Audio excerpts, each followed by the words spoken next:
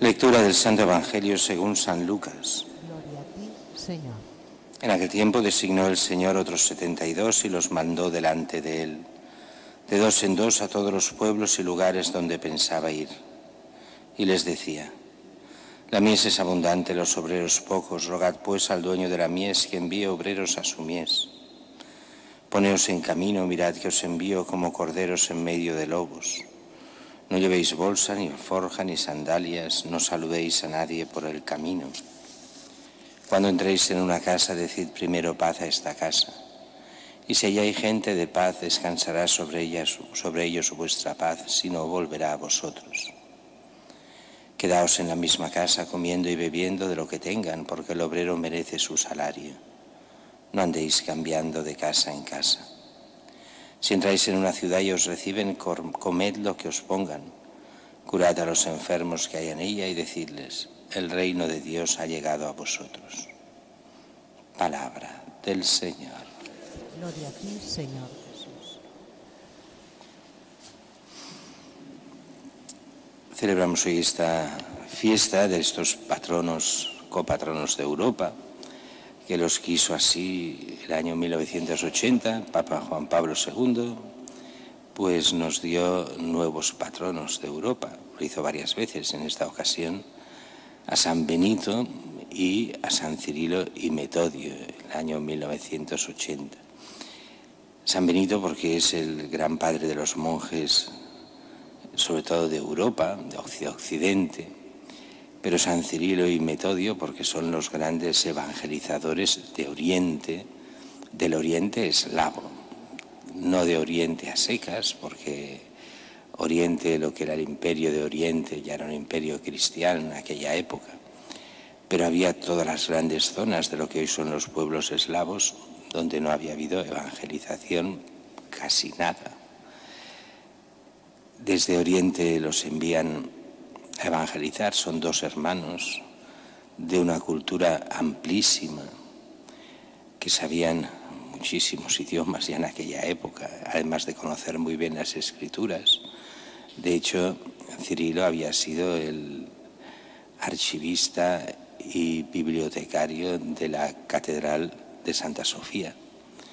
Y los dos hermanos habían estudiado y mucho, y como se estudiaban las lenguas en aquellos tiempos, eran políglotas, pero de verdad, no de un par de idiomas, sino de muchos más. Y gente buena, gente cristiana. Estamos en el Imperio Bizantino, cuando todavía este imperio es cristiano católico. Todavía no hay esa división, aunque hay tensiones entre Oriente y Occidente, siempre las ha habido, pero todavía no está el cisma famoso del año 1054, aquí estamos un par de siglos antes. Y se dan cuenta de que hay todos unos pueblos que necesitan ser evangelizados, los pueblos eslavos, desde lo que es Chequia, Eslovaquia, Polonia y todos los pueblos de eslavos hasta Rusia. Y envían especialmente estos dos, sobre todo porque las lenguas eslavas, que lo que llamamos el protoeslavo, eran lenguas que no se escribían, eran gente de una cultura, de esta cultura popular que se transmite todo oralmente, pero no existía la escritura eslava. Ellos crearán la escritura del protoeslavo con unos caracteres propios que no son exactamente los caracteres cirílicos, que son los actuales en muchos sitios, en otros no. Sabéis que las lenguas eslavas, algunas lenguas se escriben con caracteres latinos y otros con caracteres cirílicos. Ellos inventan el protoeslavo escrito y con caracteres precirílicos. La lengua cirílica, o sea, el lenguaje, las características cirílicas actuales son algo posteriores, pero que toman el nombre de San Cirilo, por eso cirílicas. Ellos empezarán a traducir los textos sagrados y los textos litúrgicos e irán como misioneros, sobre todo Metodio, más que Cirilo, pero los dos, como grandes misioneros de los pueblos eslavos. y conseguirán muchísimo en poco tiempo. Habrá toda una cosa extraña allí que es el descubrimiento, no sé cómo se lo hicieron y si es real al 100% o no, del cuerpo de San Clemente, Papa, que había sido expulsado de Roma y había muerto muy lejos de Roma por orden imperial, y lo encuentran. No sé cómo ni cómo lo habrían conservado. El caso es que lo llevan a Roma y allí hacen la iglesia de San Clemente, una iglesia que ya era iglesia antiguamente. Había sido primero un mitreo, o sea, una escuela mitraica en época pagana. De allí se convierte en la familia al cristianismo y hace una iglesia antiquísima. Y encima de esa iglesia harán la iglesia de San Clemente de estilo bizantino, precisamente en honor a Cirilo, que irá a Roma a visitar al Papa y por otras cosas también. Allí enferma, muere y es enterrado precisamente en esta iglesia en honor de San Clemente.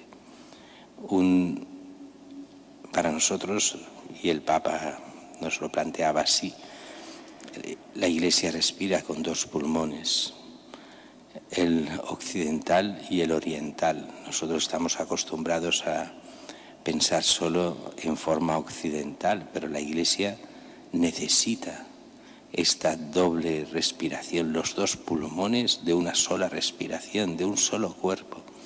Y Oriente es cristiano como lo es Occidente, y las tradiciones orientales son tan válidas como las occidentales, porque representan una misma iglesia. Otra cosa es la separación de los ortodoxos, que son parte de esa iglesia oriental, pero también hay tantos y tantos orientales católicos y plenamente católicos.